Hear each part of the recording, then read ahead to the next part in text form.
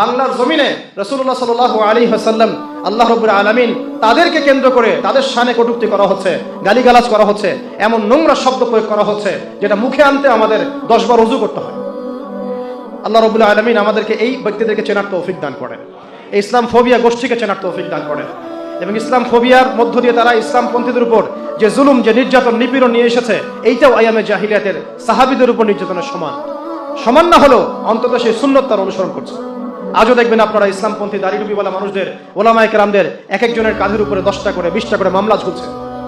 কেউ গুম হয়েছিল, কেউ খুন হয়েছে, কেউ ক্রসফায়ারে গিয়েছে, কারো পরিবারের উপর জুলুম এসেছে, নির্যাতন এসেছে, কারো অর্থ সম্পদ লুট করা হয়েছে, কারো তো স্ত্রীকে রোজা ভাঙিয়ে ধর্ষণ পর্যন্ত করা হয়েছে, কারো স্ত্রীকে রোজা ভাঙিয়ে ধর্ষণ পর্যন্ত করা হয়েছে। এগুলো কোনো ব্যক্তির প্রতিকৃতি নয়, আমি বারবার বলছি, এগুলো কোনো ব্যক্তির প্রতিকৃতি নয়, এগুলো হচ্ছে পুরো একটা জালেম সিস্টেমের প্রতিকৃতি।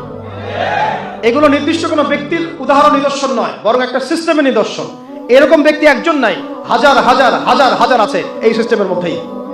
এখন পর্যন্ত তারা বহাল পদে, এখন পর্যন্ত বহাল তরবিয়তে তারা বহাল পদে আছে এবং অপেক্ষা প্রহর গুনছে যে কবে এইসব দিন চলে যাবে, আবারও সেই জাহালাত ফিরে আসবে, তারা নতুন রূপে এসে, ভয়ঙ্কর রূপে এসে আমাদের উপর আবার আগ্রাসী মনোভাব চালাবে, আগ্রাসী ভূমিকা রাখবে, ইসলামকে চিরতরে মিটিয়ে ফেলবে।